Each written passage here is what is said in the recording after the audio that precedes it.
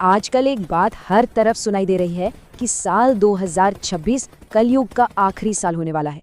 कहा जा रहा है कि दुनिया बदल जाएगी, महाविनाश आ जाएगा। लेकिन इन बातों में कितनी सच्चाई है? क्या वाकई दुनिया के खत्म होने का समय आ गया है, या फिर ये सब बस एक बहुत बड़ी गलतफहमी है? चलिए, इस वायरल दावे की तह तक चलते हैं और जानने की कोशिश करते हैं कि आखिर सच क्या है।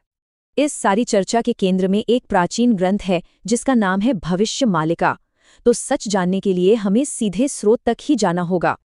तो आखिर ये भविष्य मालिका है क्या, और ऐसा क्या है इसमें कि लोग इसकी भविष्यवाणियों को इतनी गंभीरता से ले रहे हैं?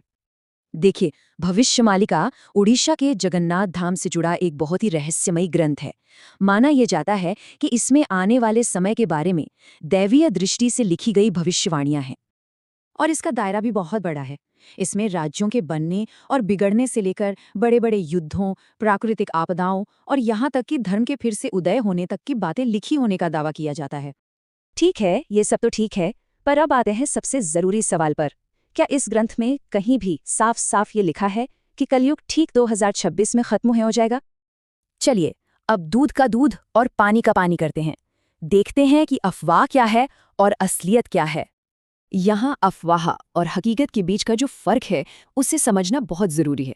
अफवाह तो ये कहती है कि दुनिया नष्ट हो जाएगी, लेकिन असल में ये ग्रंथ एक बड़े बदलाव के दौर की बात करता है।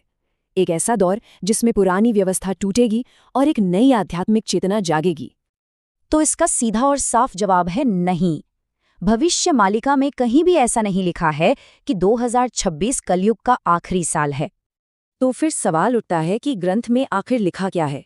ग्रंथ 2025 से 2030 के समय को महाविनाश काल कहता है, पर यहाँ महाविनाश का मतलब अंत नहीं, बल्कि एक महान परिवर्तन है। इसके मुताबिक 2025 में सत्ता की संरचनाएं बदलेंगी, 2026 में एक बड़ा संघर्ष होगा, 2028 में आपदाएं आएंगी और 2030 तक एक नई चेतना का उदय होगा। तो सबसे जरूरी बात यह है कि ये एक अंत नहीं है, बल्कि मानवता के लिए एक बड़े बदलाव का दौर है। इस बात को और गहराई से समझने के लिए चलिए देखते हैं कि हमारे दूसरे बड़े शास्त्र इस बारे में क्या कहते हैं। श्रीमद् भागवत और दूसरे ग्रंथों को देखें तो उनके अनुसार कलयुग के अब तक सिर्फ लगभग 5000 साल ही बीते हैं, और कलयुग की जो कुल अवधि बताई गई है वो है 4,32,000 साल। तो मतलब साफ है, कलयुग का असली अंत तो अभी लाखों साल दूर है, जिससे 2026 वाला दावा अपने आप ही खारिज हो जाता है। तो अगर ये अंत नहीं है तो फिर क्या है? इसे एक नई नज़र से देखने की जरूरत है।